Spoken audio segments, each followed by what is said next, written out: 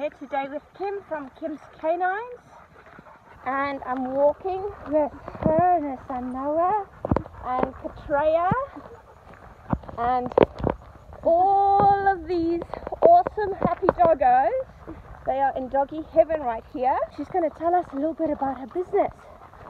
So Kim, how did you get into dog walking? I have been in the animal industry for many years, and I've literally tried everything you could think of, from pet stores to pet insurance to animal control, literally everything. And although I enjoyed everything, I just didn't find that thing for me. And then I just happened to get the opportunity to start up this. Yeah? And I did, and I've not looked back since. Yeah, and you've not regretted it at all? Not at all.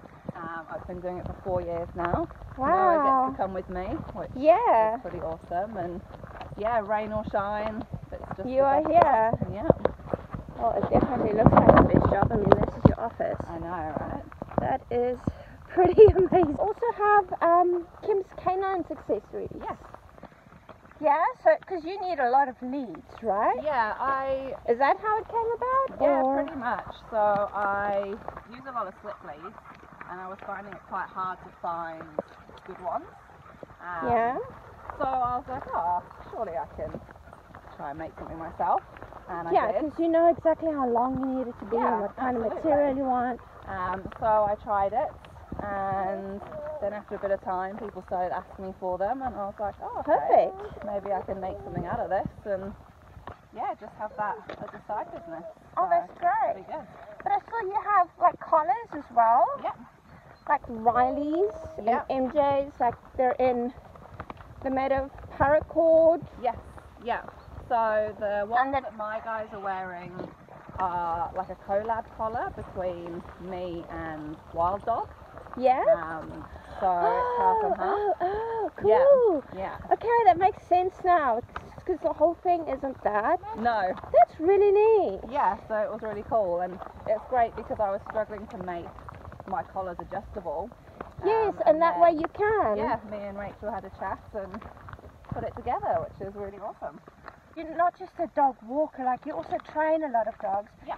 And that's why you can get 24 dogs to walk with you so calmly and not have chaos. Yeah. Yeah, so there's a lot of training that goes into all these walks. We don't just pick up a dog and like, yeah, free for all, let's go. Give me 24 dogs and then let's go for a walk. That would just be chaos. So yeah, we put a lot of work into these guys. Yeah? Yeah, buddy. But I think, yeah, being calm and walking nicely on a lead are such important things to be able to teach a dog. Yeah? Yeah, being calm especially, because there's just a lot of dogs out there who just don't know how to do that. Yeah? And then when they become super excited, it becomes really hard to bring them back down again. So yeah. Having a calm dog is a very good thing. A lot of training and a lot of, so we do a lot of place work, so getting them to just learn to just sit or lie down and just relax, and they're not allowed to do anything else but relax. Okay. And yeah, we work a lot on all that stuff before these guys come out on walks. Your two of yours. Oh, they're nice and dirty. Oh yeah. People out there who their dogs just pull them. And they're pulling your arms off. Yeah, and then it's just not enjoyable. No. And when you have a dog, you want to be able to go for nice walks. Exactly. And just enjoy it and not be pulled everywhere. Yeah. So that's definitely the biggest thing I think we come across is teaching a dog to walk nicely on a lead. What is something you see the public do that annoys you? And how do you fix it? So probably walking, or is there something more? Yeah, probably the walking, not having their dog walking nicely on lead, but letting their dog interact with other dogs while you've got a dog on lead. So I really don't like it when people let their dogs off lead, don't have that control, and then they let their dog go up to another dog on lead.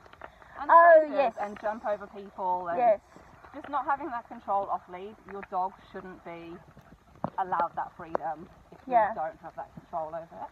Yeah. No, that's where long lines are great. We have some of these guys on long lines. That's the yellow one, right? Yeah, the yellow ones. So when we get new dogs and their recall might not be that great, we start them off on a long line and we just really slowly so it's build. easy to get to them, yeah. And that's, long lines are just such a good tool for teaching your dog recall because they still get that bit of freedom, but you still have that control. So maybe that's something I should look at. Yeah, they're you get them at Wild Dog, right? Yeah. Actually, Yeah. That's where these I saw long Wild lines Dog are did from. them, yeah. Yeah, their long lines are great, especially for adventures like this. Like Yeah, they get 'cause you dirty can just and you can just wash them and they're perfect. Perfect, okay. I think I'm going to be looking at that because Max's recall is not amazing. Yeah. Yet. Yeah. Hi, Charlie. And he wants to say hi to every puppy, Yeah. or every dog, and every person, so. Yeah.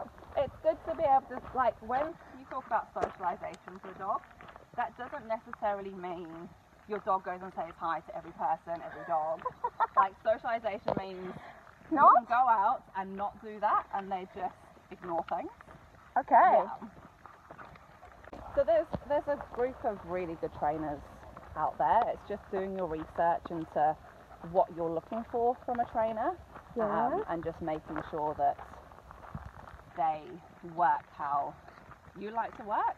So what are the options? So there's Like if you're starting like with a total newbie, yeah. So it depends what you're after. because So I know some people think e-collars are bad. Yeah. You know, that kind of thing. Yeah. So But I know e-collars are not bad. e-collars are great when used properly. Yeah, but not every dog needs an No, e-collar. not every dog needs one. Like a few of mine are on e-collars. Cosmo's on an e-collar because he's deaf, yeah. so I can recall him. Margot's on it just for a backup. Yeah. And it's rare that I need to use it, but I've done a lot of conditioning with her so she knows what it is. I don't just stick it on and put it I think high she's and going get to it. know how to respond to it. Yeah, exactly. And that's the thing. You need to put a lot of conditioning in when you're doing an e-collar. But yeah, that's where there's different trainers. So you've got like your force-free trainers who do just positive work and don't add in corrections. Whereas you've got balanced trainers, which is what we are, where we do positive and corrections.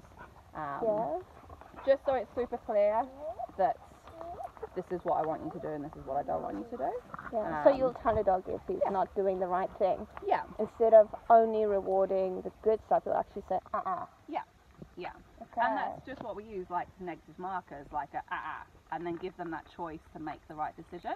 And then if they make the right decision, they also get a reward for that. So any new dog that comes into our packs, we do a lot of positive work with to build a relationship, and then we'll slowly introduce corrections to them.